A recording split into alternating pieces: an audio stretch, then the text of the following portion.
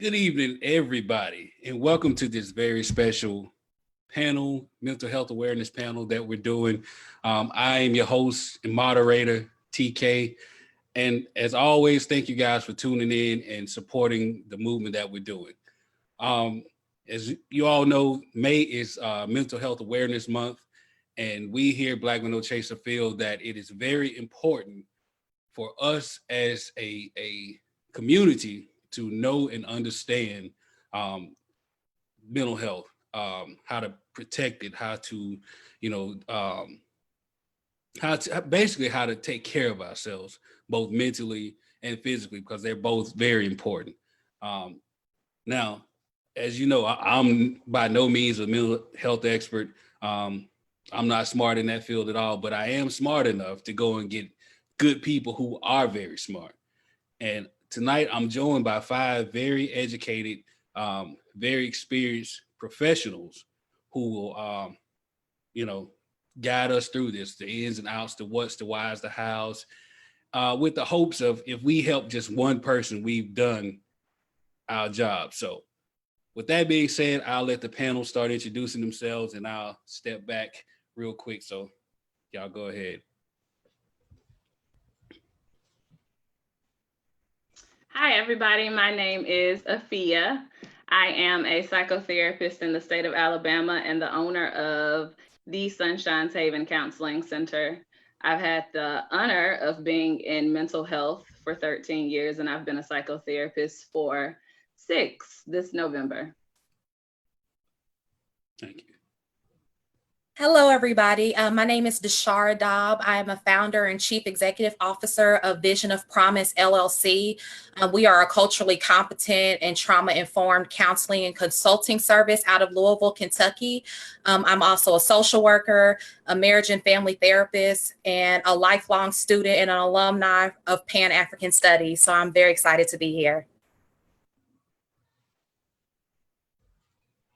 Hi, everyone. My name is Adrienne Marshall. I am a licensed marriage and family therapy associate in the state of Georgia. I work with couples, families, and children. Right now, I am working with a nonprofit agency called Chris 180 in the city of Atlanta, working just to prevent the effects of early childhood trauma in children ages 0 to 12. I'm Dr. Calibri Jenkins. I am the resident psychiatrist for Black Men No Chaser. I trained at Howard University and then did residency and fellowship at Tulane University right after Hurricane Katrina. I currently own Release to Restore life and wellness coaching agency here in Jackson, Mississippi, where we strive to provide those who are looking for additional ways to make wellness and life work in a better way for them. I'm Jared Washington. I'm a licensed professional counselor. I am the founder of HOPE, which stands for Healing, Outreach, Purpose, and Empowerment. I also do private practice with ThriveWorks here in Atlanta, Georgia. And I have about 9 years experience in the mental health field with about 5 years of practice in therapy. Thank y'all. Again, I want to thank each and every one of you for coming on and doing this with us. Again, this is a very important and meaningful conversation that really needs to happen. It's something that's not often talked about, which we should. And I'm hoping that this is a first step of us doing that, not just here, here at Black Men No Chaser, but as a Black community as a whole, to really wrap our hands around this and around each other, to make ourselves better, to help heal, because we going through a lot of shit right now, just being honest. And this is something that's needed. So I wanted to start off by asking you guys as a panel, why is it important that we get educated on the different forms of mental health, mental illnesses? I mean, I know there's different disorders and whatnot. Some I'm familiar with, some of them that I'm not. But why is it very important that we as a community get educated on this? I think it's important that we understand what mental health is. Once you understand what mental health is, then you'll understand why it's important for us to not be afraid of talking about it. Mental health in a nutshell is cognitive, behavioral, and emotional well-being. If any of those things are out of whack, then the way we interact with each other on a daily basis is not going to be optimal. So just from the standpoint of saying our emotional, cognitive, and behavioral well-being is really what we're talking about. If we can get people to understand that these are the three basic things of life, then I think the stigma can go away. If we don't interact appropriately, behave appropriately when we interact with each other, if cognitively we're not all there, that inhibits the way we interact, and if we have emotional instability, that also inhibits or affects the way that we interact with everybody. So if we look at it from that standpoint, I think it's less threatening, and everybody understands what we're really talking about.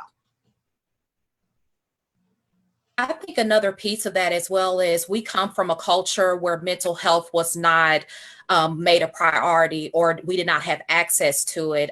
It was not something that was affiliated with our community. I think that it's been really great over the years because we have people like ourselves that have entered the field and we're highly qualified. So you have people that look like you, that knows your culture, understands the issues, and are educated to be able to provide really trauma-informed and culturally competent services. And so I think it's really important because mental health a lot of times has not been associated with just health and wellness in general. So we've put mental health kind of as its own subset. And then we have physical health. Of course, you know, we hope everybody does their annual exams and exercise and has diet, but mental health a lot of times has not been embodied or combined with that. And so I think that that is why it's so critical to talk about mental health, particularly for our community, because we have a lot of very specialized issues. And if we don't address that, we're going to continue to be oppressed. So I think that's why it's so important at this time. I think it's amazing that you brought up the point of physical health and mental health kind of being separated, when the two actually piggyback off each other. If you are not emotionally well, then the types of food that you eat, the ability to get up and exercise, the desire to even go and get your annual exams done are inhibited or affected by those things. So those two things should never be separated. We need to work to kind of get the way that the medical field in general kind of separates the two. We need to get them to put them back together, because I don't have a separate head from my body. And that's what I try to tell people all the time. Your head and your body go together. So once we get people to kind of take those little pieces away, I think we'll be in a better position. I will, I'll add to that and say that I think it's just really important for people to also be in tune with themselves. You know, for instance, we know about the subtle symptoms, say with the common cold, or say if someone gets a stomach bug, you know, we can recognize it and say, hey, I think it's this, or I think it's that. And it's different with certain forms of mental illnesses and disorders, because you can't automatically pick those things out. You can't take a temperature for that. And so I think that we have to, it's important to learn how to be more keen about certain behaviors. You know, when motivations are low and they're lower than normal, it's different from just having a bad day versus having a bad month.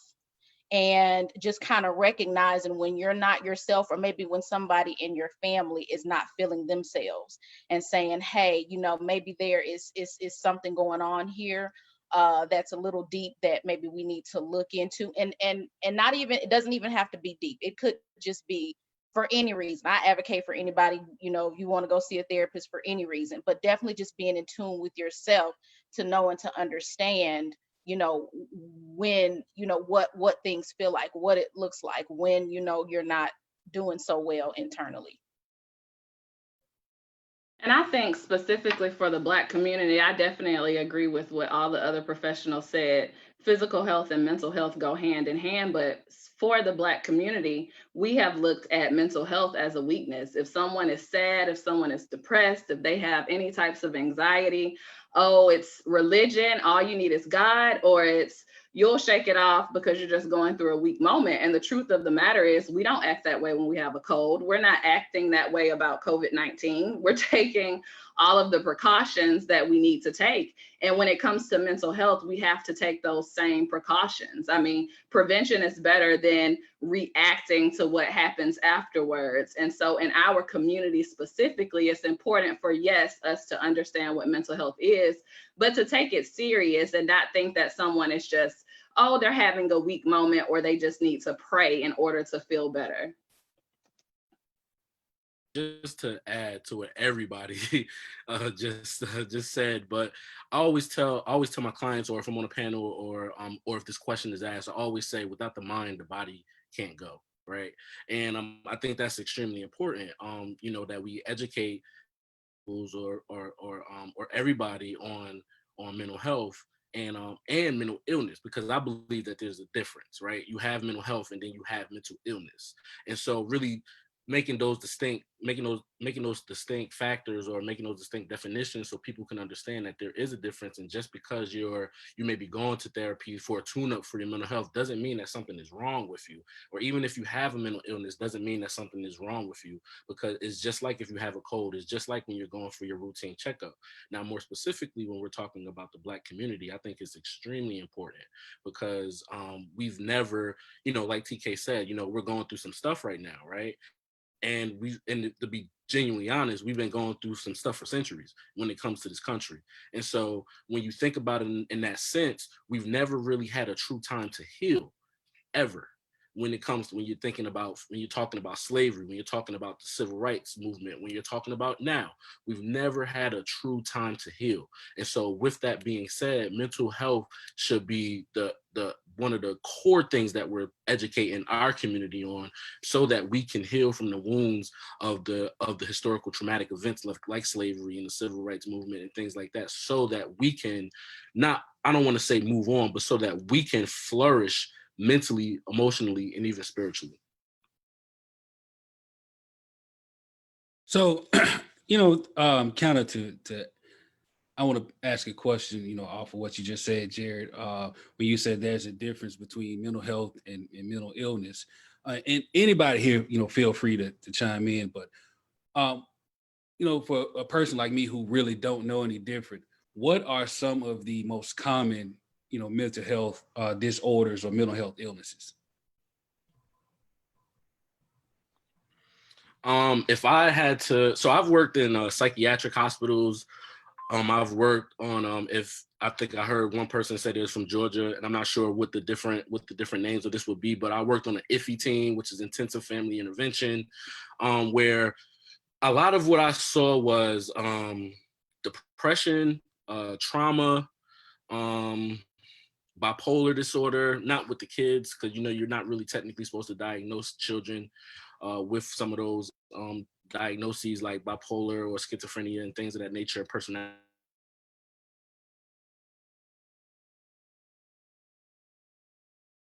Oh no, did we lose him?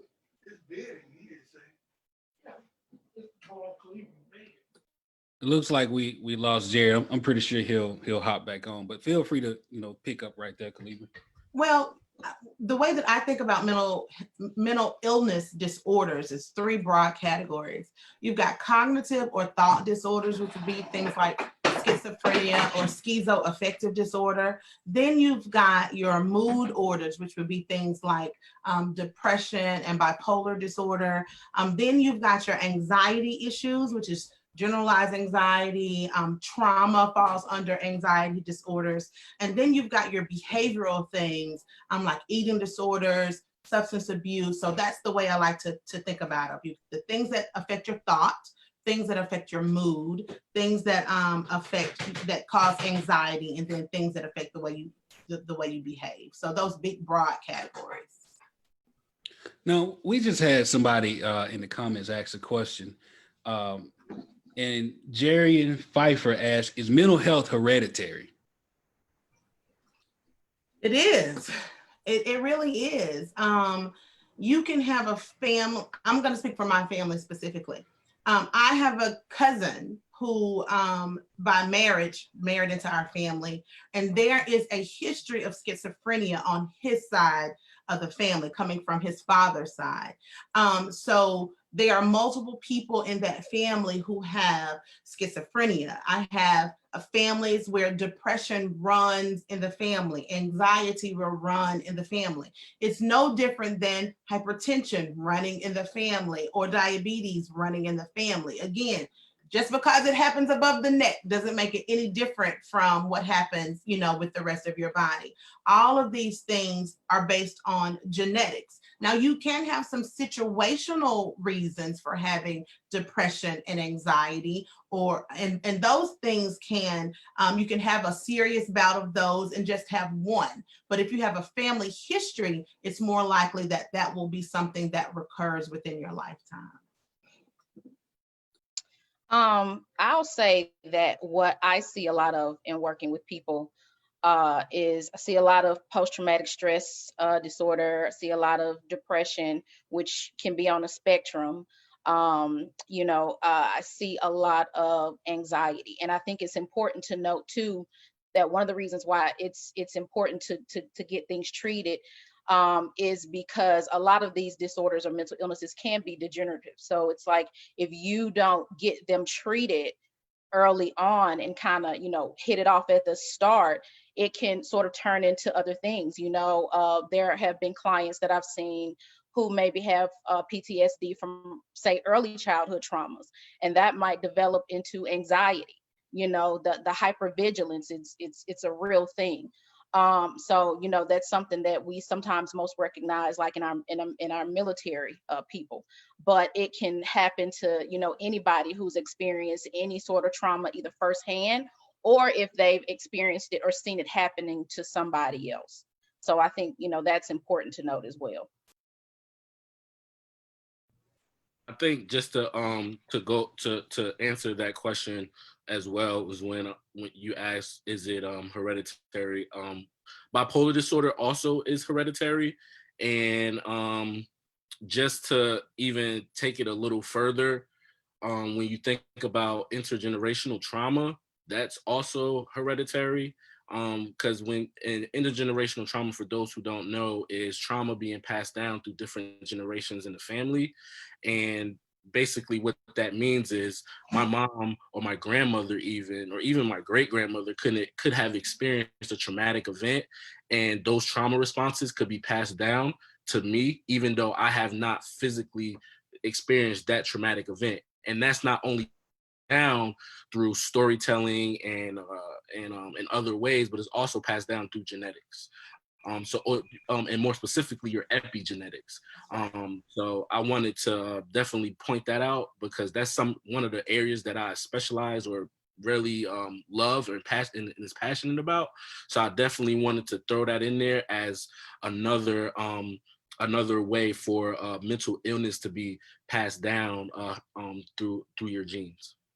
It's so important that you say that, Jared, because people tell us all the time, oh, get over slavery, but those experiences have been encoded into our DNA. We cannot forget it because it is encoded in the building blocks of our lives. So this is not something that we can just say, oh, it's been not even 150 years, so get over it. Our bodies are carrying the physical trauma of what happened to our ancestors.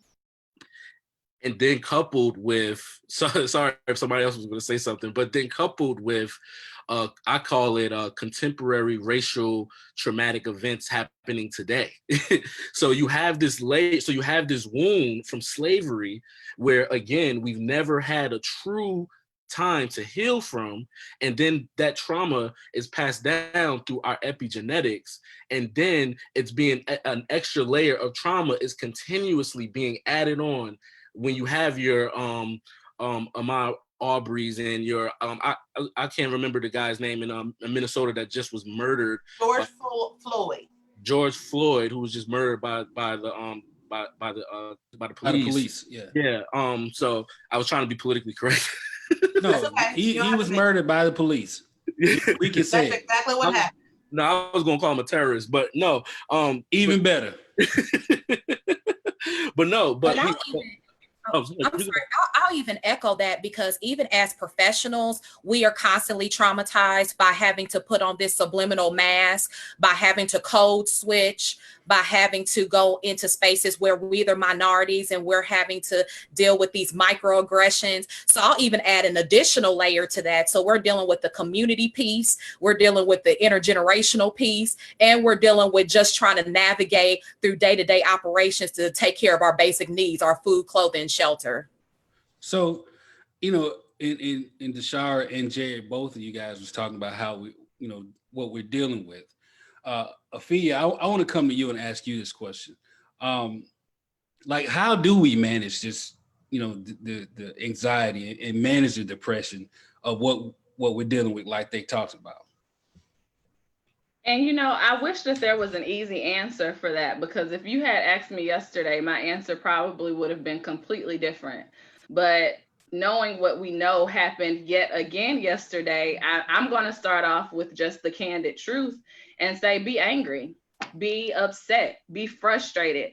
So often we get to a place where we feel like we have to reach immediate gratification. We have to be so strong. We have to be okay. We have to be prepared to code switch, like you said. But we forget to really stay in the place of where we are with our emotions. And that's the only way that you're going to be able to manage anxiety, to manage depression, is if you are honest with yourself, if you self-actualize and understand where those types of trauma responses are coming from, why you feel the way that you feel. So right now, I'm still pretty pissed off, to be honest with you. This was planned before what happened. And Yes.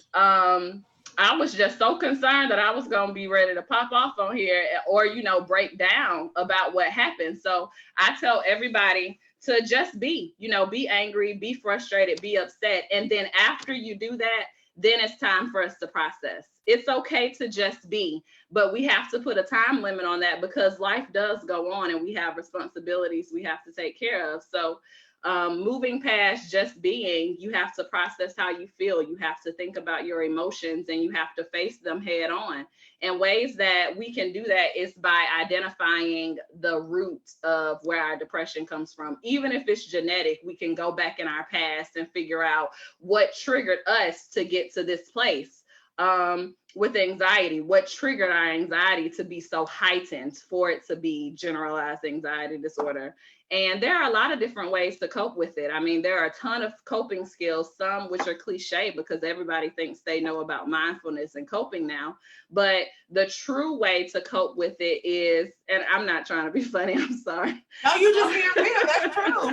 It is the vogue term to use, mindfulness. I get it. It is. And I'm not discrediting that, because it can work, right? But you have to get to the meat of the issue before we put a Band-Aid over it. And mindfulness is putting a Band-Aid over it. You know, getting to the nitty gritty, getting down to the blood and the meat is actually sitting down and saying, these are the things that I am concerned with about myself. This is where the depression stems from. This is what happened to me in my past. This is what my family has been through. Once you self-actualize and you identify those things, then you say, what steps can I take to move forward? And for some people, you know, coping skills such as exercising, journaling, listening to music, writing, anything like that really does work. But what is going to help you manage it and go beyond coping with it is honestly identifying what brought you to that point so that you can move forward and progress. And I think that it's really important that we have us as Black therapists, as Black people, because so many times I have clients come to me and they just can't really connect because of not being able to manage their anxiety the same way someone from a different culture would be able to. They don't understand it. And of course, we all go to school and take culturally competent courses and we're unbiased and all of that good stuff. But the fact of the matter is we all have different experiences. And in the Black community, it's important for us as therapists to allow our clients to be frustrated, process through it, get to the meat, the bloody part of it, and then we can get to a place where we can cope with it after we actually figure out the source of why it's happening. I just want to add something real quick because I love the fact that you ladies brought up mindfulness and coping. And I think it's important to note that those are to help you get through as you're processing and getting towards healing. If you can, if you can get to healing, it's not meant to be mindfulness and coping is not meant to be a cure in and of itself for whatever is ailing you. It's not meant to be a cure for the anxiety. It's not meant to be a cure for the depression. But as you are treating, whatever it is that you're going through, those coping skills and those processes of coping and mindfulness can help you, on that journey. So I think that's important to know, because I hear a lot of people saying that I tried the breathing exercises, it didn't work. I tried this, it didn't work. It's just to get you through those moments when, and I know this is a buzzword right now, but when you have those triggers, right? It's just to kind of get you through that process, but it's not meant to be the healing in and of itself. And I think that's important to remember. And I want to say the same thing for medications. As a physician, we have been taught that medicines cure or they provide relief. When we come to psychiatry, it has been proven scientifically time and time again that the best thing for a patient is to take meds and do therapy. Neither one of the two works so well alone as the two together. And either one of these that you do without the other is not going to be as successful. I think just as Adrienne said, coping skills give you room to breathe while you're processing the trauma. Medications for things like anxiety and depression do the same. Not speaking so much for schizophrenia, because we need to balance that dopamine, but for depression and anxiety and those type of things, meds are there to help you get to the point where you have the energy, you have the cognition, you have the ability to work through the therapies. Because if you just take the medicines, you'll come back until you get to the meat, as Afia said. Until you get to the meat of the issue and deal with that and figure out how is it that I don't end up back in that spot, you're going to continue to the cycle over and over and over again. So, I'm just sitting here just soaking it all in. And, for me, it's such a beautiful sight to see all of these beautiful Black faces, talking about something that we normally don't talk about. And, Afia, you brought up some earlier. You said a couple words that really, caught my attention, was about, patients seeing, Black therapists, Black people seeing Black therapists. So, when you said that, I thought about something, me and DeShara talked about offline, and I wanted to come to her with this. Why do you think that it's important for Black people to support and receive services, from Black mental health experts?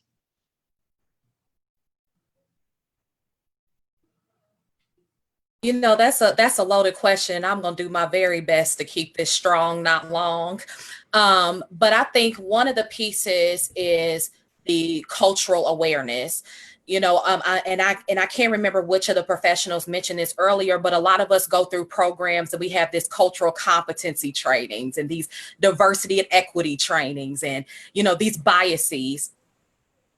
Everybody does not walk away from there being an ally, okay? Everybody does not walk away from those experiences having a keen awareness that they have privilege, that they need to stand on the front lines in front of the marginalized populations and stand in the gap. Everybody does not walk away from those experiences. And I think that's why it is important to be able to lean in on professionals that look like you, just because at the end of the day, and I'll even speak from personal experience, you can walk into a space with a professional that does not look like you, and you can deal with the same microaggressions and the same traumas that you deal with outside of the space where you're trying to heal. And I think that that is something that's very keen. A lot of times people don't feel like that they can be open and honest with someone that looks like a person that has oppressed them, or a person that's taken away an opportunity from them, or has sabotaged the opportunity. And so I think that it's a sacred space. It's a safe space, for sure. And I think that,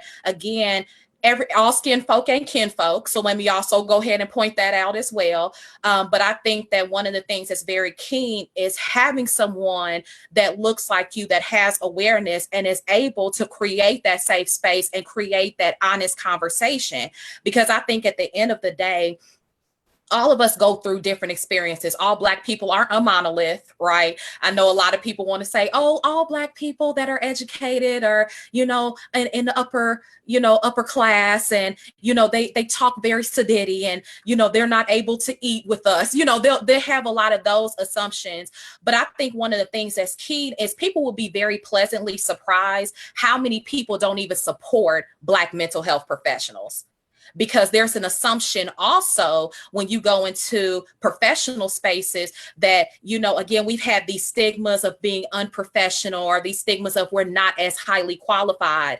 And so I think that, again, we are debunking those myths. I think we are being able to make people aware that there are highly qualified professionals that also knows about your culture, that can also have these keen and very honest and real conversations with you. So I think that it is highly critical, not only for our community to be able to heal and thrive, but also to be able to support the Black professionals that have stood in the gap, that have gotten that education and have had to deal with a lot of oppressive systems to get educated, that has had to deal with a lot of being, I'm the only one, I'm the first one, And so I think it's really key, because at the end of the day, you can have that same experience, and that professional will be able to navigate you through more effective treatments, not just by textbook, not what you just learned in school, but be able to go by and say, you know what, I have had these previous experiences. It might be my own personal experiences or experiences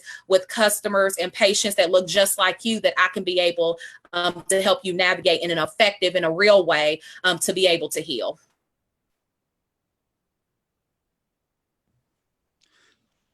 You just said a word then. He did. You really did. I mean, in a lot of what you said, and I'm scanning the comments as you were talking. It was hitting home for a lot of people. And when you said, all skin folk and kin folk, it made me think about something that Adrian brought up to me earlier. So I'm gonna come to you, with this. Why is it, actually a good thing, or is it a good thing for us to talk to a therapist who's a stranger rather than talking to, a friend or a pastor or something like that?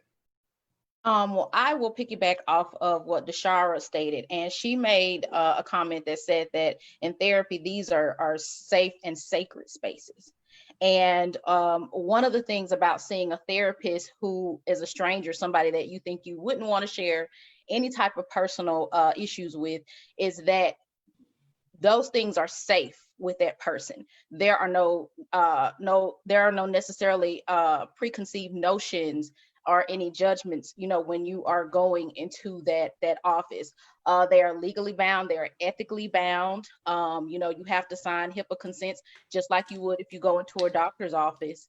And so because of that, you are freer to be able to talk about those things that really burden you, knowing that whatever you're talking about in that space, you're leaving in that space.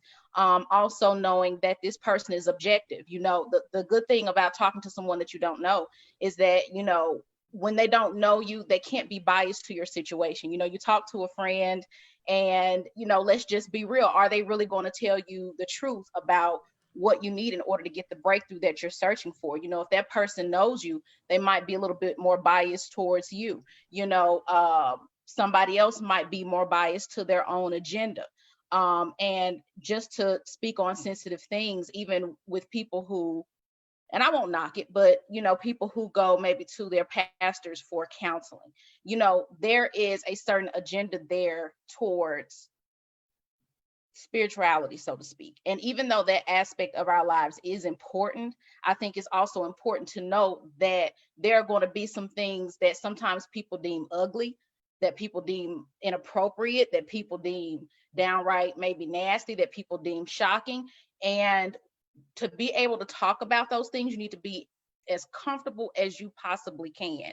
And with somebody who's objective, with somebody who, you've signed HIPAA agreements with, you're in a safe and sacred space, you can kind of lay all that stuff out bare and not be worried about, hey, is this going to come back to hit me? Or am I getting a true sort of non-judgmental response and perspective on the issues that I'm bringing to the table?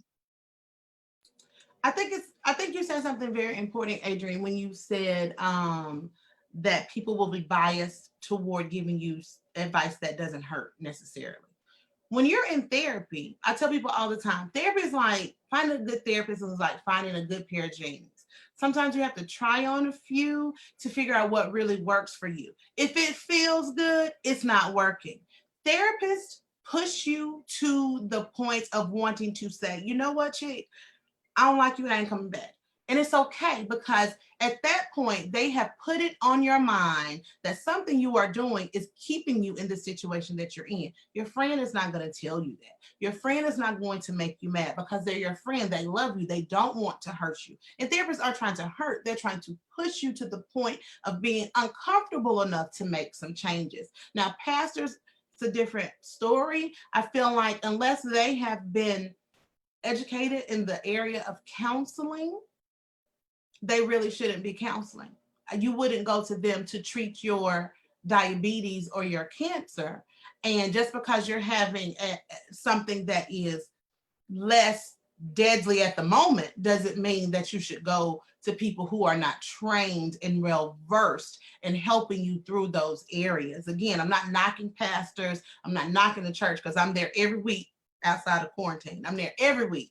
But you have to know everything has its place. And when people start moving and switching lanes is when we find a problem. Stay in the lane that you trained for. I'm gonna stay in my lane, and we're gonna mail this out real good. And if I can add to that, I agree with what both of the ladies said. The biases are really important, and the training is most important to me. You're not coming to therapy to get advice. You're not coming to therapy just to vent. We are not advice givers. We are not people who tell you what you need to do with your life. We are people who are very educated, who have the techniques and interventions to help you get to a place of positive change where you need to be. So yeah, you can go to your sister, brother, cousin, friend and get some advice and vent to them and feel a little better for that moment. But if you are looking for real positive change, if you are looking to make progress in whatever situation you're going through with your depression, anxiety, or whatever it is, you're going to sit in that therapist's office and let them snatch your edges, like my clients say that I do sometimes, and allow the progress to happen. And that's just in addition to venting. It's not a venting session. It's not talk therapy. You're actually having evidence-based techniques and interventions in that safe space, like Adrienne said, in a well-trained environment. And I am a stickler for counseling in a mental health capacity and not pastorally. And a lot of my followers are probably not going to agree with this because my parents are pastors, but that gives me even more incentive to stand on my box and do my TED Talk saying that you do need to stay in your lane. I mean, if you are not clinically educated, if you don't have the professional background, it's just an advice giver. It's somebody who is guiding your spiritual walk, someone who is telling you advice as far as your soul is concerned.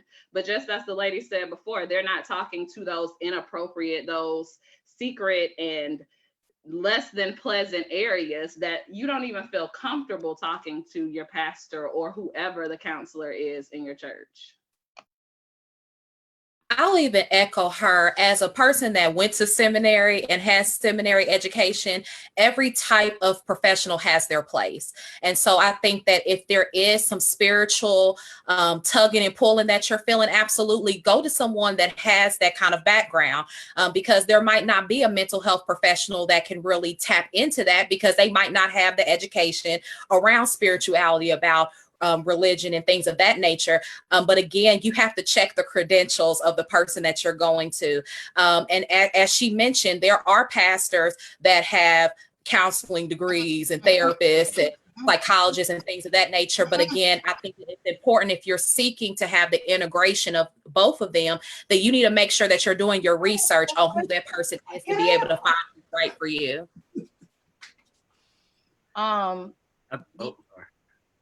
other thing too is, listen, the breakthroughs that, because here's an incentive, the breakthroughs that you can have in a therapy office with somebody who is using evidence-based practices to help you really take a good look in the mirror and examine your perspective can absolutely be mind-blowing.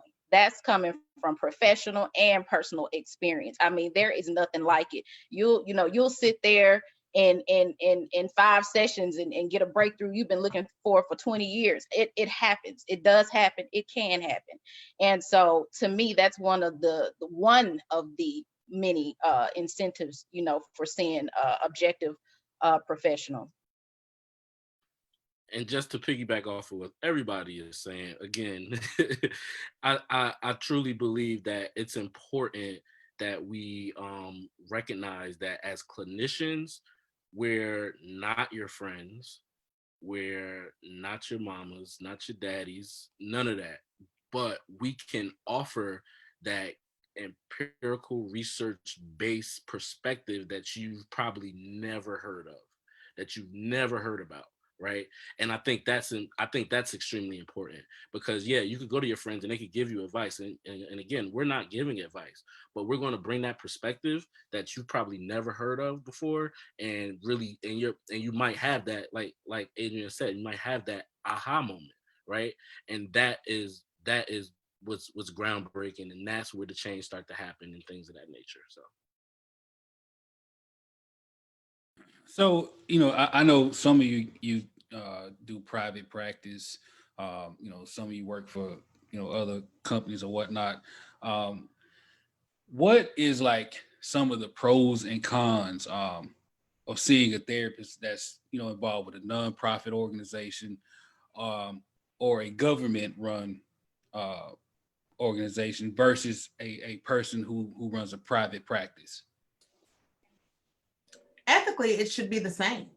I bring my standard of care with me regardless of where I am, whether I'm doing it through my private business or whether I'm working through a community-based program or a nonprofit program. What I do for people is not based on their ability to pay. It's based on my ability to bring my knowledge to the table. And I would be less of a clinician if someone should take every ability that I have if I'm treating you differently because you don't have the same amount of money to pay. And I think that everybody would agree with that. It should not matter where you're getting your services from. Just make sure you're getting your services from a qualified professional.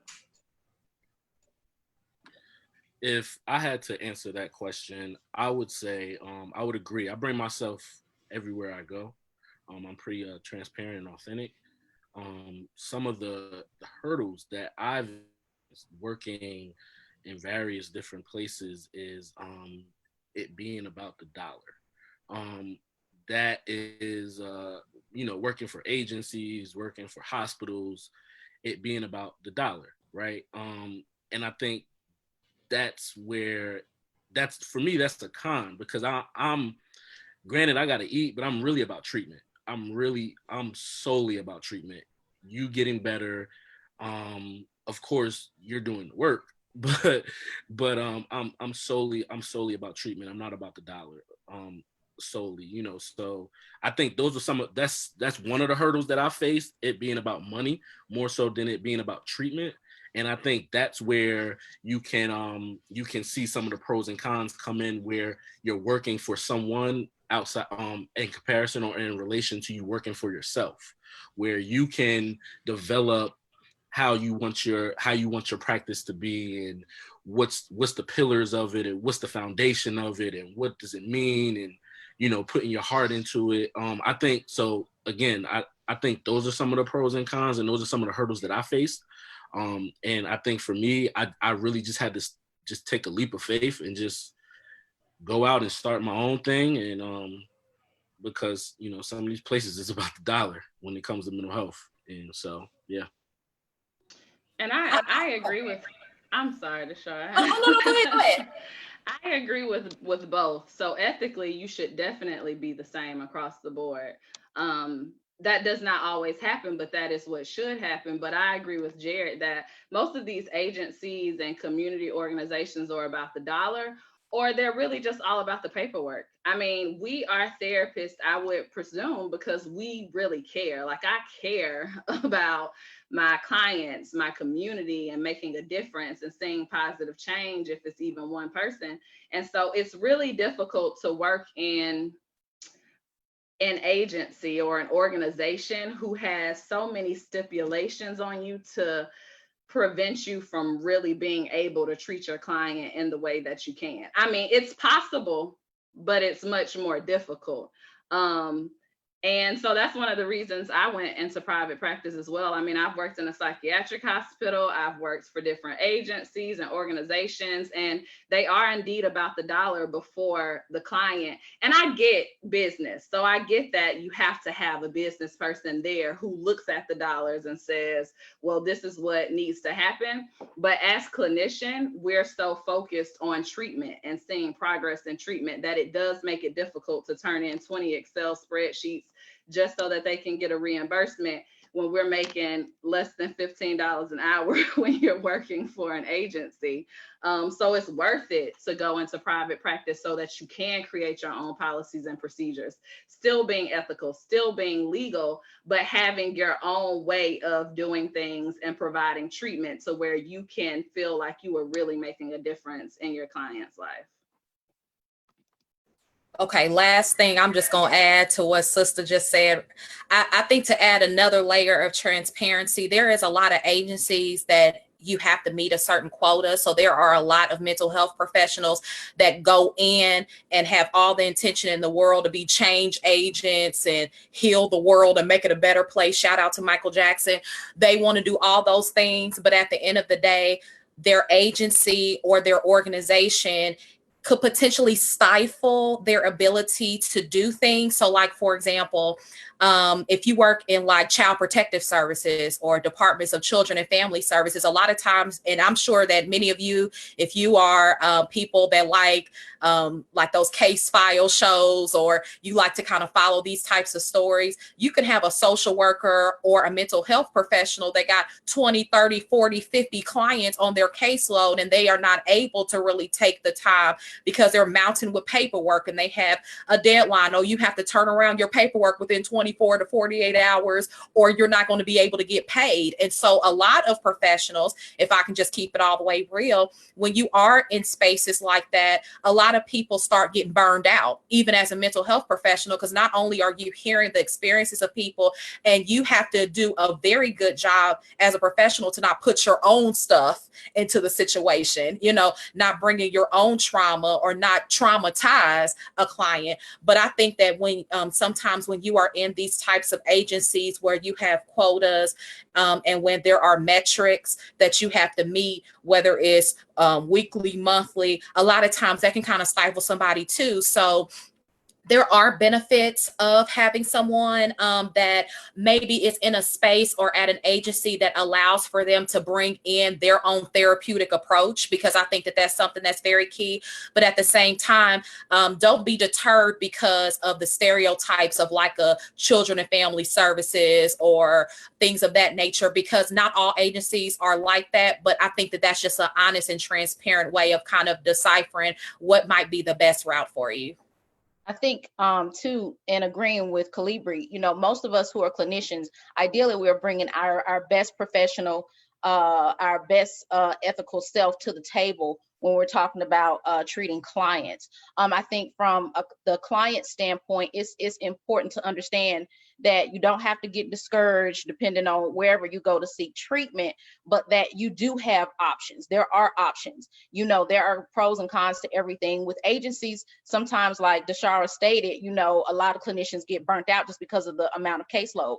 There also tends to be a high turnover rate. So, you know, working in places I've worked in Mississippi, I've worked in New York City, and now Atlanta. And with a lot of times people get discouraged because they say, well, I've switched counselors several times because places have high turnover rates. Whereas it would seem like people who have, you know, good insurance or what have you can go to a private practice. But this is where the research comes in, you know, with knowing that who you can go to. I know working under supervisors, sometimes in private practices, in small and moderate private practice centers, you know, they will have supervisees, meaning people who are under a fully licensed clinician who can provide services at a lower cost, or who may take, you know, Medicaid.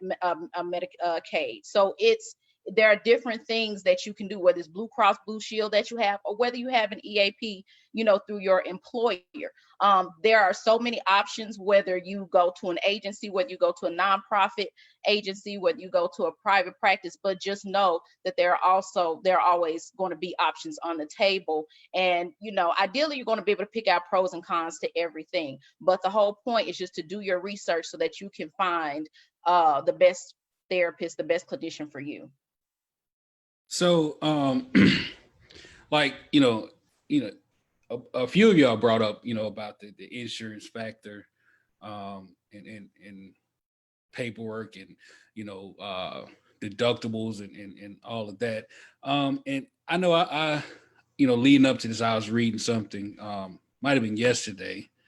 And it talked about how it was a high percentage of Black folks who didn't have any insurance. It also talked about how not being able to pay those, high fees for co-pays and things like that, kind of turn people off from, seeking medical help.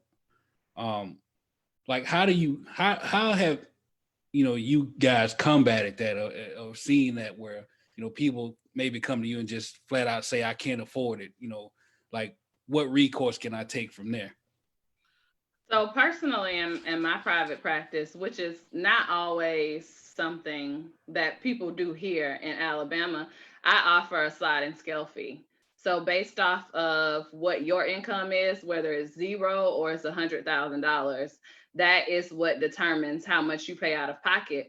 Kind of what we've all said is that we really care about the treatment of our clients. And since we care, we want them to be able to get the care and the help that they need. And offering a sliding scale fee, instead of paying $150 an hour, $80 an hour, you can get down a lot of times for different people, especially if they go to a community mental health center in their area. Even if you don't do private practice, there are a lot of options and availabilities to clients. They can go, like you said, to nonprofit organizations, community mental health centers. A lot of times will only charge a $5 copay if you have no income and you can provide that proof. And $5 to speak to someone or shop around for your therapist in that community organization, because there's more than one, is worth it. Yeah, I just want to just piggyback and honestly just say the same thing, the sliding scale. I know for my clients, I do it based off of the same thing, just the sliding scale, if it's based off of what you can afford for the most part. So I think that's how you can combat it. I know there's other organizations out there. I know one specifically, I can't remember the name. I was trying to remember, but they'll, depending on your income, it's for Black men specifically, but they'll pay for the therapy for you. So that's when I figure it out, not figure it out, but when I remember, I'll let you guys know of it. But the sliding scale is the biggest thing. And I know a lot of therapists that offer a sliding scale. So it's just really a matter of clients, if the therapist doesn't mention it, just asking, do you offer a sliding scale? And so that's that's basically what I got to say.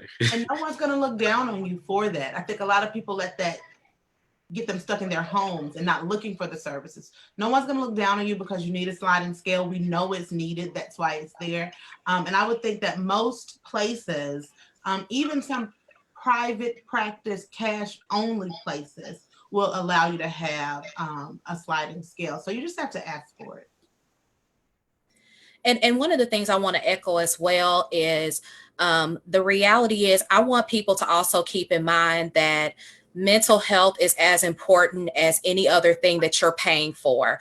And so, yes, you can ask for a sliding scale. And I know all of us on this call, include myself, is absolutely aligned with that. We will absolutely work with you, particularly if you seek and desire change, right? But at the same time, I must even confess that there has been individuals that because of how I look and they want to get the family discount, okay, or they want to try to lowball your Black professional, right? Because a lot of times in our community, the health piece across the board hasn't been something that's been very important. So a lot of people just only think that, okay, if I can't, pay this small copay or no copay, I'm not going to do it. But then you'll spend your full fee on other things, and I'm not going to throw it out there because that might be controversial on this call, right? But I just want to challenge people as well is when you budget for other things that matter to you, also budget your mental health as well. And again, you can call around, you can ask people. There are so many programs out there, but at the end of the day, I would just want you all to be mindful. Just because your therapist, your counselor, your mental health professional looks like you, please do not lowball them because you probably, and a lot of times, unfortunately, a lot of people do not do that with other professionals that don't look like them. So just keep that in mind as well.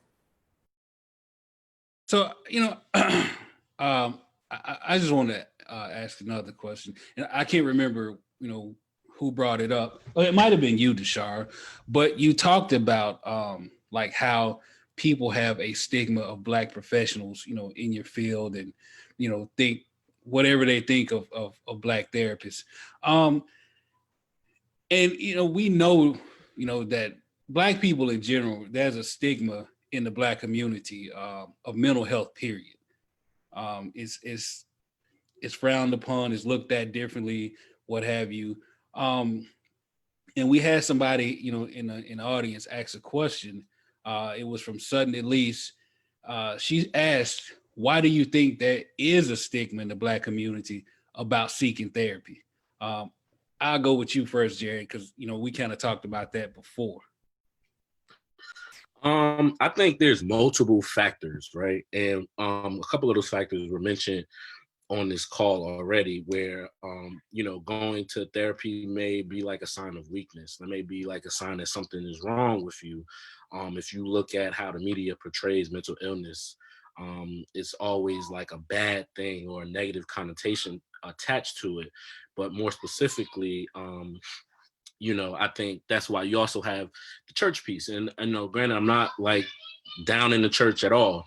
I'm just saying you have that piece where you have people, more specifically, not even gonna get into that, but you have people that, might say, just pray it away, or that's the devil, or, they may say things of that nature, where in actuality, it's not right. And it is not only just praying in a way, if you really get into the Bible, they say, faith without works is dead. So, but you gotta, so I think those are some reasons, but I also, there's another reason, which I think is a big key, is that, Black people just have distrust of institutions. And if we want to keep it all the way 100, therapy, mental health, that's a part of the institution. We're a part of it, right?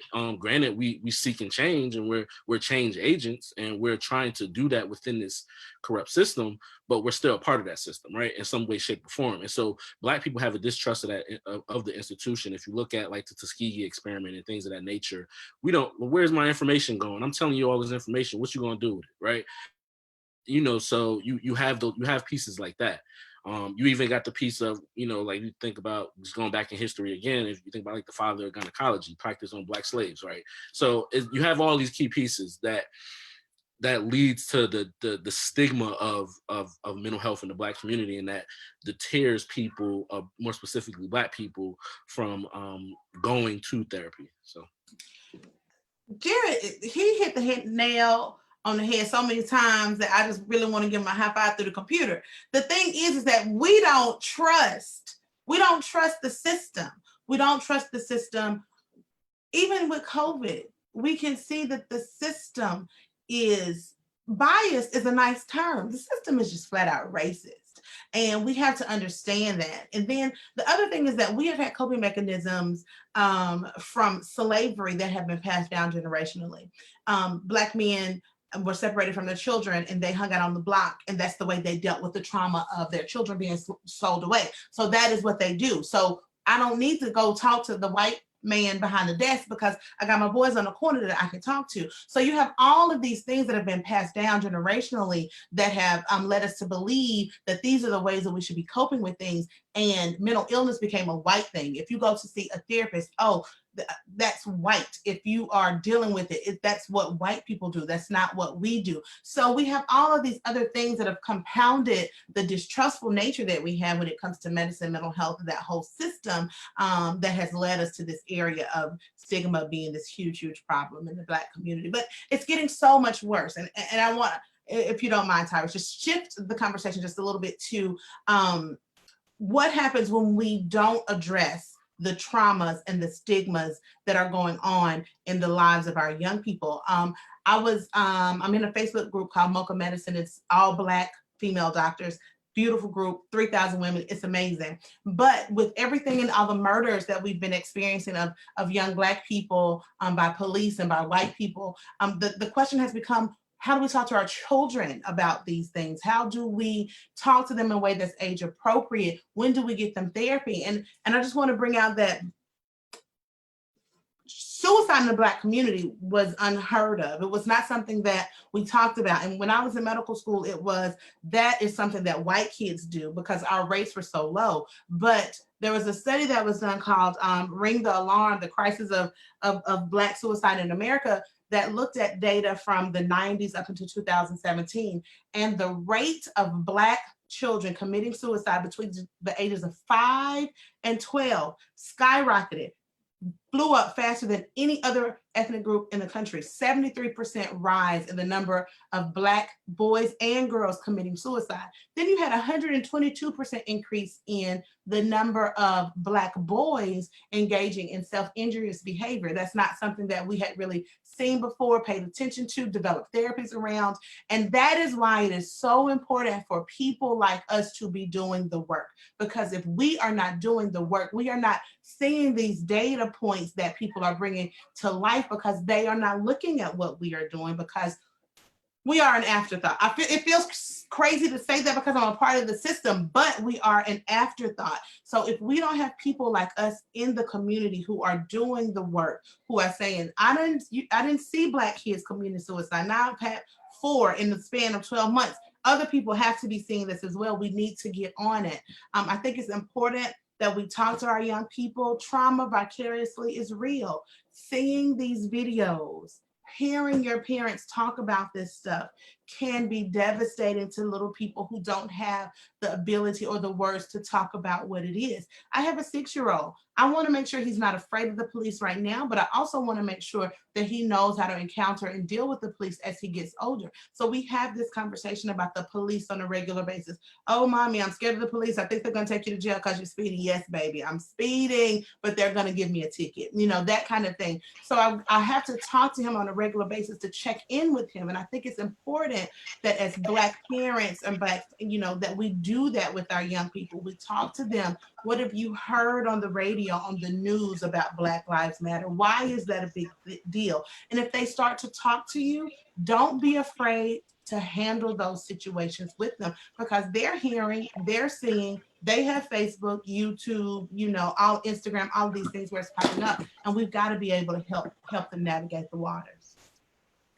I definitely agree. And one thing I want to say, as well as, I think a lot of people think that the result of untreated mental illness is always the things that people see that are very extreme. So they see the suicides, they see even homicidal behavior, things of that nature. But I also want to lift up and put on the table the things, the addictions that we also have as coping skills, if I may.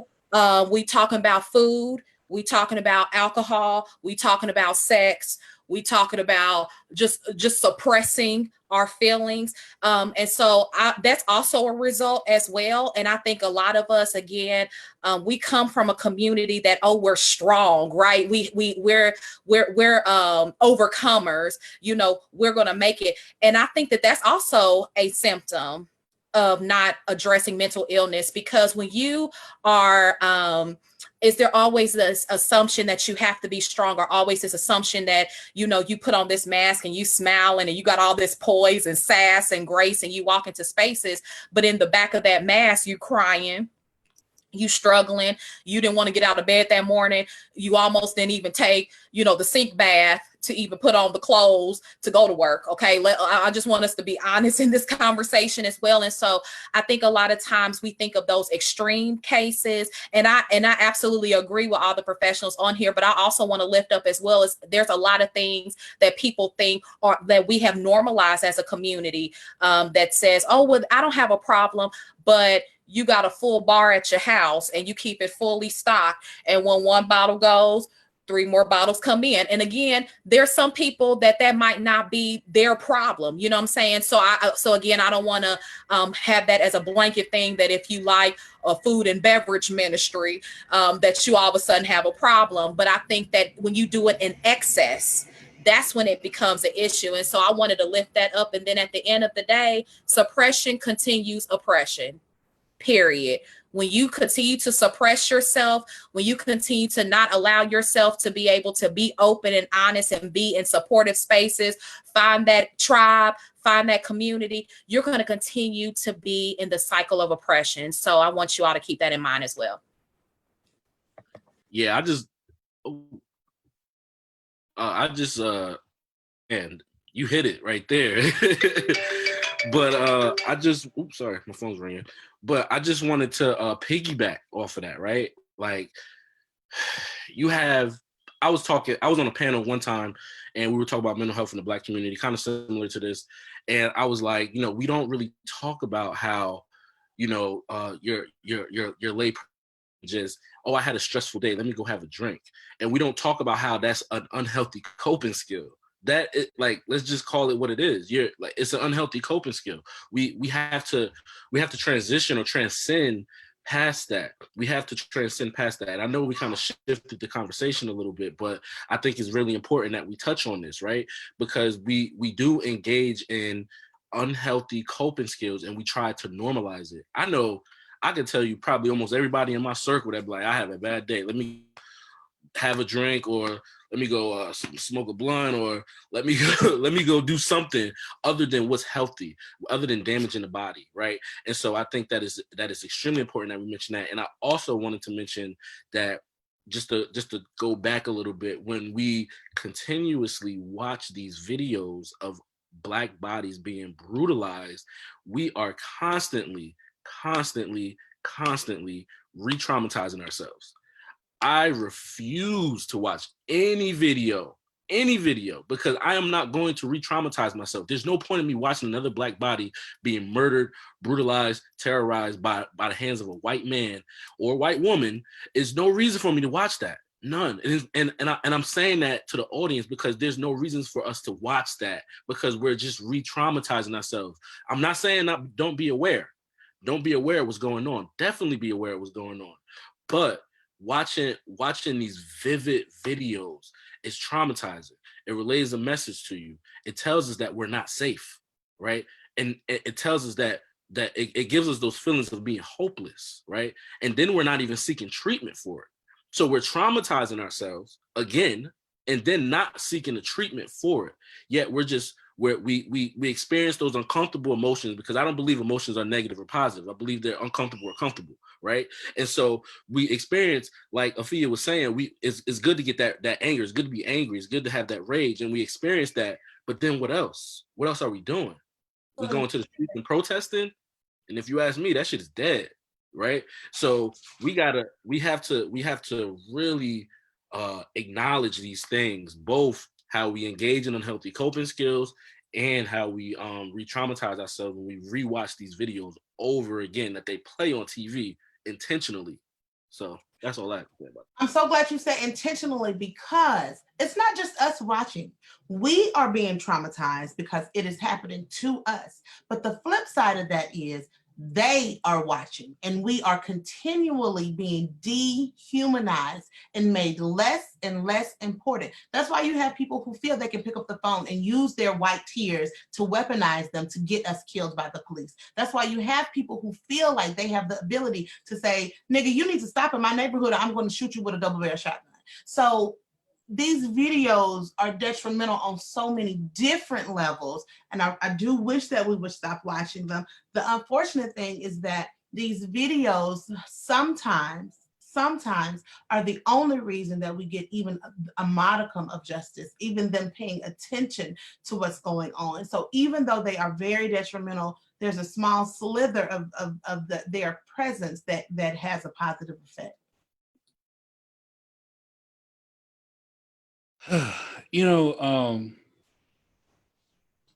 and while y'all was talking, I was sitting here just, replaying George Floyd's murder, replaying it over and over in my head. And it made me think about my children. We was talking about kids earlier. And I have 5 children here from ages 19 down to 8. And my wife and I, we try to teach them, about respect and love and empathy and all of that. But it's hard for us to teach our kids to not be afraid of the boogeyman when there's so many monsters outside. Like, so like, how, as a parent, like, how do I, help them, cope with that? Like, because I can't hide it from them, because somebody said they have Facebook, they have, TikTok, whatever, they have access to it. So like, how can I help them, cope with this madness that's going on? I think one of the things is it's important to live, I call it the delicate balance between reality and protecting your peace. Right. So I think when it comes to children, your children's personalities, and there's particular conversations that's probably more age appropriate than others, or you have to, kind of, alter it depending on what age you're talking about. But I think that social media has been absolutely damaging. It has wonderful things, just like we're on social media right now. It has wonderful assets to the community, but I think it also can oversaturate us with the electronics. We don't know how to communicate with one another. We don't know how to look people in the eye. We don't have those interpersonal skills. We're constantly doing this, right? And so I think it's key as a parent, limit the amount of social media and technology that your children have. I think creating a safe space in your homes to have those conversations. So if your child, for some reason, whether they're small or they're big kids, right? If they come home and they say something to you, or you see some type of distress and they say, I saw what happened. I saw X, Y, and Z, and they don't even have to be on social media. They can go outside and see something, you know what I'm saying? So I think it's really important, to create those spaces in your home that it's safe and that it's honest. Because I think one of the things that can also damage us as a community is continuing to put these rose-colored glasses on, right? Put these blinders on. Oh no, it's just this community, right? It's just these type of people that have that.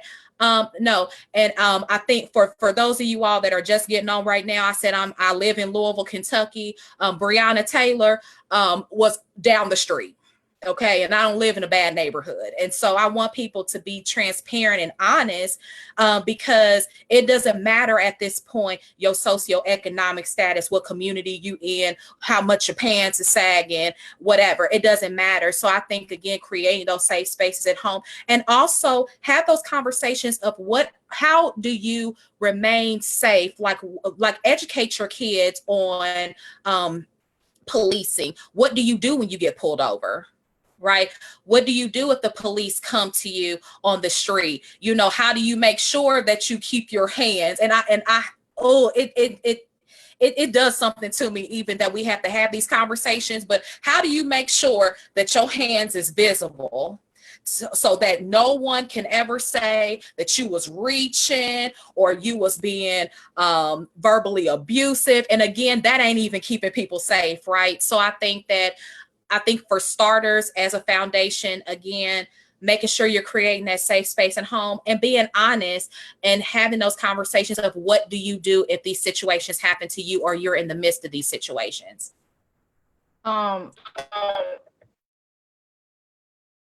I'll add to what DeShara said. And, Tyrus, you asked about how can we help our children to cope with what's going on. And I think that, I will use sort of a personal example. My daughter is 12 years old, and I can remember being pregnant and being acutely aware that I was bringing this child into an imperfect world. And that, what I could protect her from, while she was in the womb, I was not going to be able to protect her from in the same way once she got outside of that. And so, having worked with kids for quite a long time, one thing we need to understand is that, our kids are smart. Let's not ever underestimate them. I don't care what their education level is. And a lot of kids are very observant. We know that from having to watch even what we do in the home, just based on what they pick up on. So I think being realistic with your children, talking to them on the level that they can understand developmentally, right?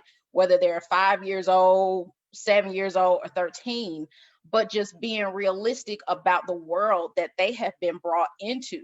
Because at the end of the day, that's the part that you can't change. There are certain things that you can't change. And so they've been brought into this world. And I think sitting them down and talking to them, and like DeShara said, having a fine line between protecting your peace and, but also dealing with reality.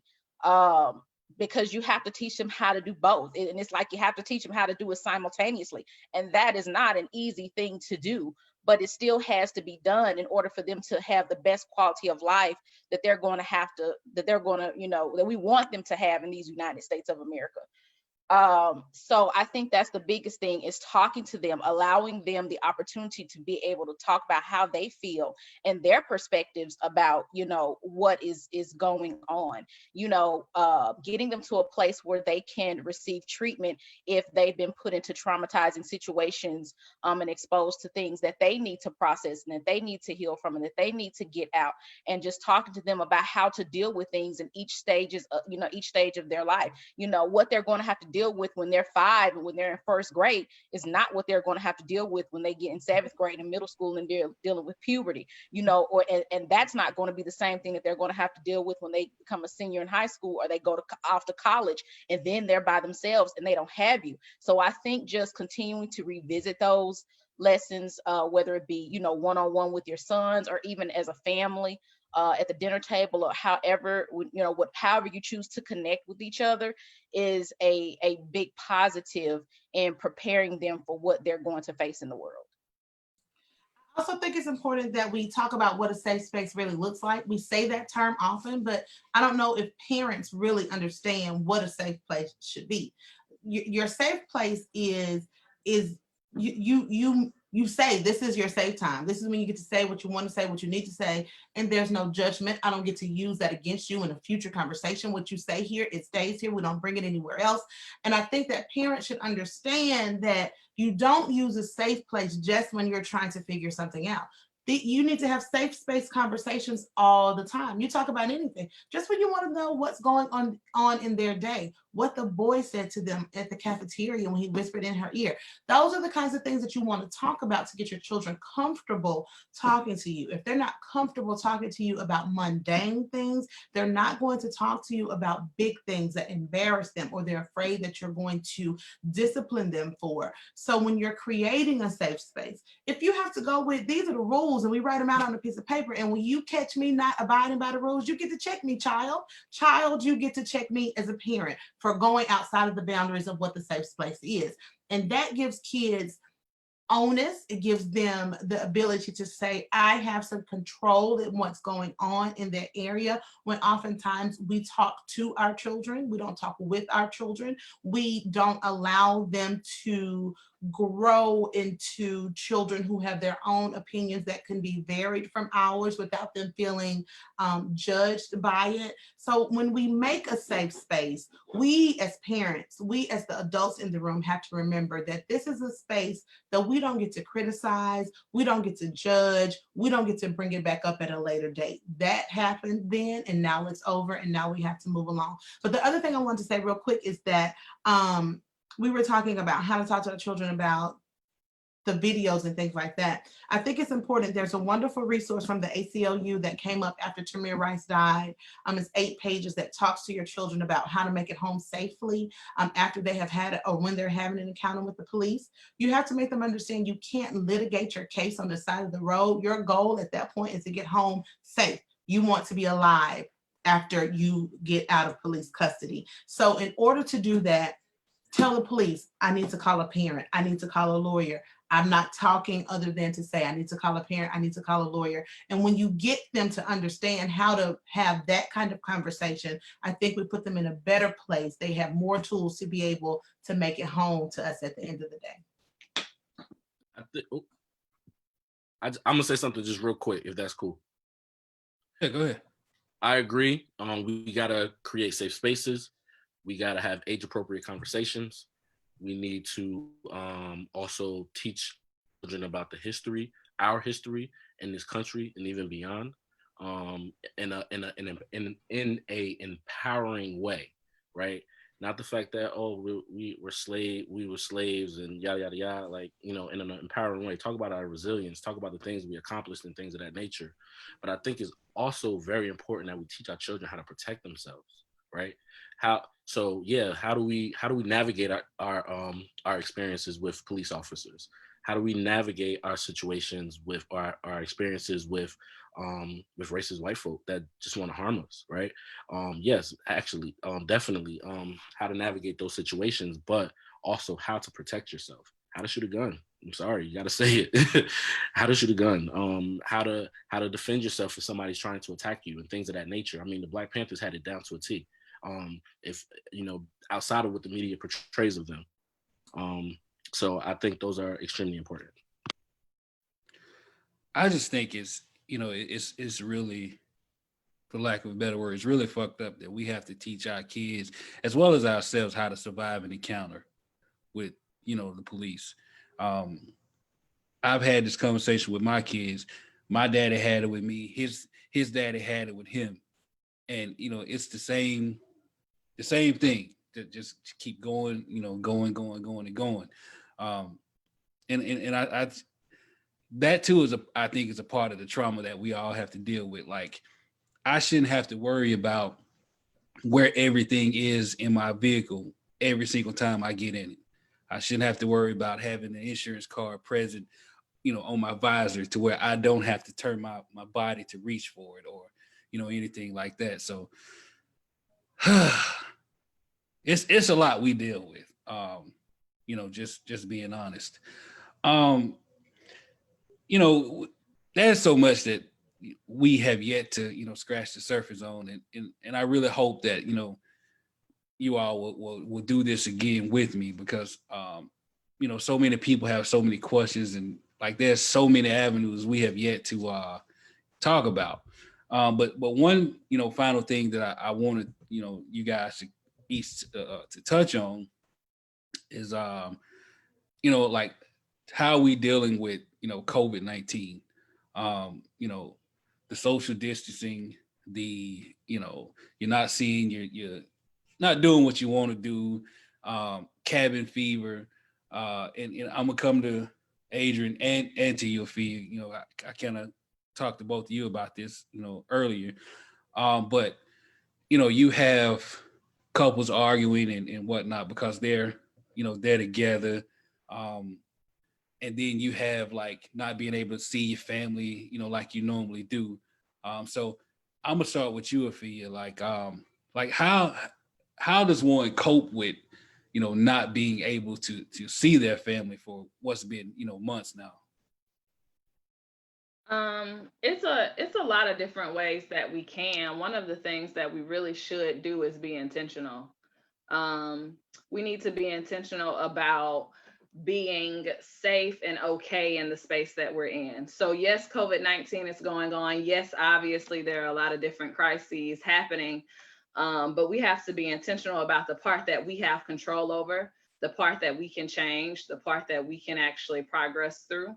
So if you are struggling with not being able to see family and not being able to really get out of the house, letting loose, having some fun, or even just going to the mall, you know, to shop, I would say be intentional about reaching out to those family and friends. A lot of times anxiety can really take over us, and then we just seclude ourselves and say, oh, we're not going to reach out to anybody. We're not going to even try. It's too much unknown of, are they going to answer? Are they going to be ready to talk? What am I even going to talk about? But we have to kind of push ourselves to be okay, because this is still going on. And I think I told you guys before we started that, you know, in my city, this is the hot spot of the state. So just being intentional about setting up a time to do a Zoom with your family, you know, sending a text message, calling them on the phone.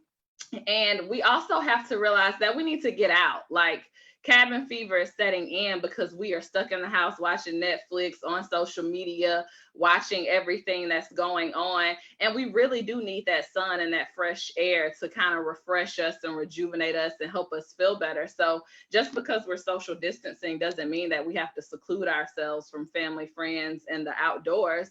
You know, go on the patio, go to the backyard, have a family picnic with the people who are in your home. And then honestly, just be grateful for where we are. I mean, if you are in good health, if you are still able to function and maneuver, and even if there are financial struggles, if you have a roof over your head, if you're still able to put food on the table, if you have family that you can still communicate with, if we stay in a place of gratefulness, the anxiety will lessen a bit and we won't have to focus so much on the COVID-19. And the final thing I'll say is stop watching the news. Like, stop watching the president talking about all this stuff. Stop getting on CNN with the numbers revolving, telling you all of the increases. I'm not telling you not to be aware, right? I'm aware that we are a hotspot. I'm aware of what's happening in my city and my community, but I'm not letting it feed into me every single day. The same thing you feed yourself mentally is kind of how we need to think about how we feed our physical body. We're not going around, or I hope we're not going around eating candy and cupcakes and hamburgers all day, every day. And that's the same thing with your mind. You can't constantly feed it all of this fear and negativity. Candy and cupcakes all day. The face. No, you don't, Doc. So we can't continuously feed ourselves these things and think that we'll be in a good place and feel okay. To piggyback off of you though, like you said, if you have a roof over your head and if you still have food to eat, live in that space of gratefulness. I think it continues to be important, as Jared said, to empower yourself to do something. Even if you don't have the food that you need, even if you don't have the money to pay your light bill, there are resources out there. If you are intentional about what you're doing, you can say, I know that I'm not going to be able to pay the light bill at the end of the month. I know that they have put a hold on turning off lights, but am I going to let that just build up, or am I going to call an agency to say, these are the needs that I need met? Am I going to get in the car and drive to a food bank to say, I'm going to run out of food at the end of the month? at the end of the week, what do you guys have available? The food pantries are still open. The resources in the community are still there to be able to provide us with support. And that's something also to be grateful for. But if you get frozen, if you get stuck in fear and bogged down by anxiety, you won't make these moves. You have to be intentional about what you're going to do in order to survive this time. I'll also say, when it comes to, having to shelter in place for COVID-19,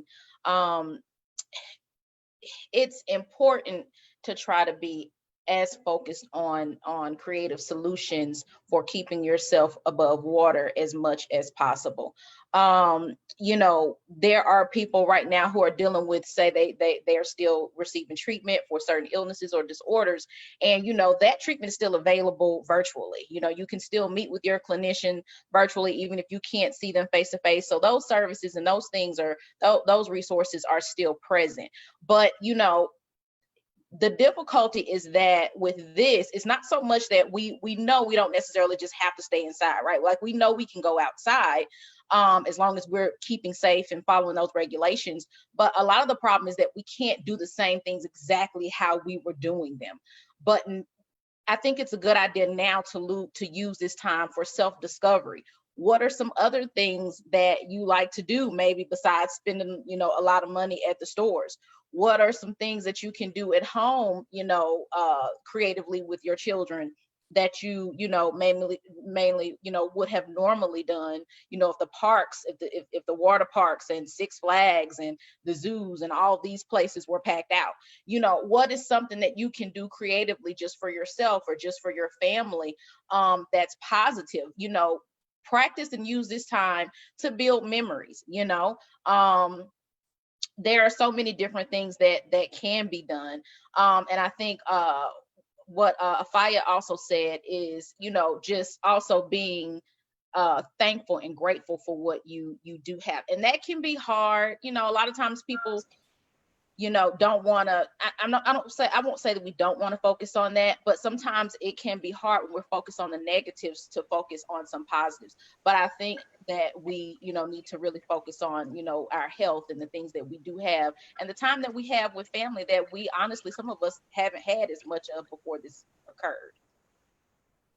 I want to echo that and just have one more call to action for everybody on the call. I think during this time as well, a lot of us have been so consumed and so busy with life that COVID has forced a lot of people to slow down and have forced people to have to really reset, reflect, refresh. And again, not to discount it all, because I have personally known people who have succumbed to COVID. So not to discount it all, the negative impacts of it. But one of the things that I want to challenge each of you all to do is take this opportunity to be at home for you to reflect back on the things that maybe you put on the back burner or didn't have time to do prior to COVID, and start to unearth some of those things. Some of us have businesses that we are birthing in our belly. Come on. Some of us have some tasks that we need to complete, some final things we need to do for our family, some community building. A lot of us, we have some social action folks that's in the comments, and people that are going to be watching this. We have people that's change agents that can really make an impact on their community. We have some people that need to go back to school.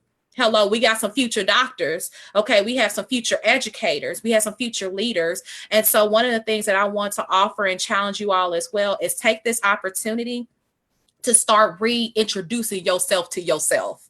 Okay, finding those things that you put on the back burner and reintroduce those. All of us that like to go out to eat, I'll go ahead and confess. Okay, I've had to go start cooking again in my kitchen. And then for those that know me, they know that that's serious.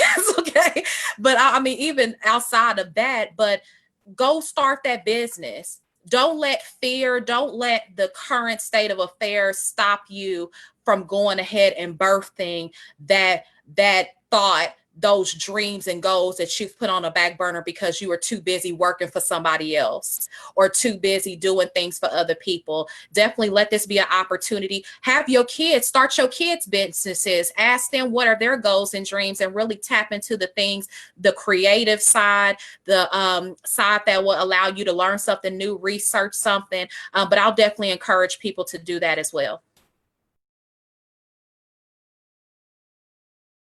Oh man, you have dropped quite a few one-liners tonight, DeShara.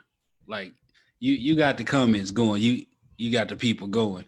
And I really do appreciate that. I appreciate each and every one of y'all, doing this, because again, this is a conversation that needs to be had on the regular, not just a one-off. So I'm hoping that we can get together, more often. And we'll discuss it, offline, with you guys' availability to do this. But I really do think that this is something that we can do to really, reach out to our community and help, our people with mental health, mental wealth, and just, healing as a whole. Before we get out of here, because, I didn't realize how long we've been going. It's just been such a good conversation. I want each one of you guys to, tell people where they can find you. If you're on IG or Twitter or, Facebook or your email, where they can set appointments, or if you do virtual, whatever it is that you do and want people to find you, please let them know.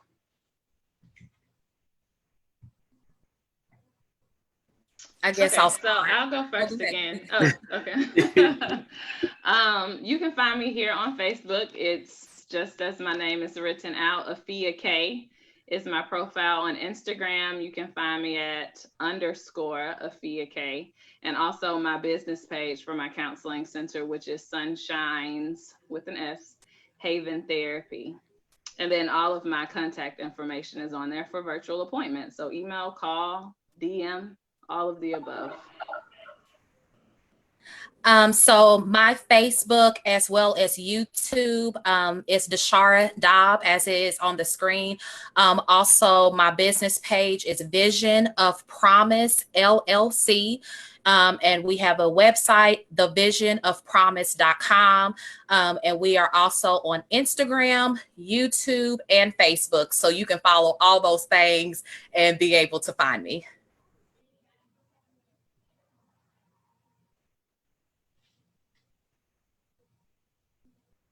I'm on Facebook as Calibri Jenkins, but you can also find me at Release to Restore on Facebook.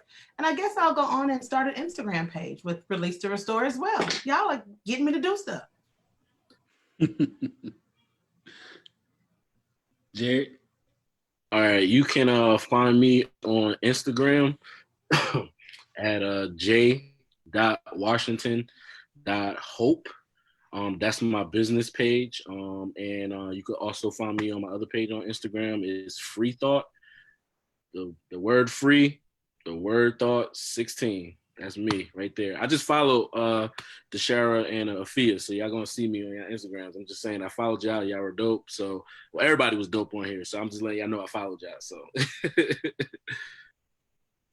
All right, so I'll have to go ahead and get that IG page started up too. Right now I am working, like I said, with Chris 180. My name is Adrienne Marshall, and you can find me just working with the New Generations Grant Program. That program is free. So that program is catered towards children. So if you're in the Atlanta area and you need services for your child ages 1 to 12, or for yourself as a pregnant mother, then I work on that team to service clients. Thank you. Again, thank you all for doing this. And I most definitely will be following each one of you and hollering at each one of you to continue this conversation, to take it even further than what we took it tonight, because there's so much to unpack and so much to do and talk about. So again, I thank you all. And for those of you who watched, who commented, who asked questions, who shared, we really appreciate your participation. You know, you are the reason why we are doing what we do here at Black with No Chaser. And we really and truly appreciate you all. Again, thank you for tuning in to this very special mental health awareness panel. As always, I'm TK, and you know it's been an honor and a pleasure to sit here with these very smart, very talented individuals. I learned a lot tonight, and hope to keep learning from each and every one of you. So again, thank you guys for participating. Thank you all for watching. And, you know, just keep following us right here on Black with No Chaser. It's on Instagram, Facebook, Twitter, and YouTube. And we're going to keep this thing going. So, again, thank you.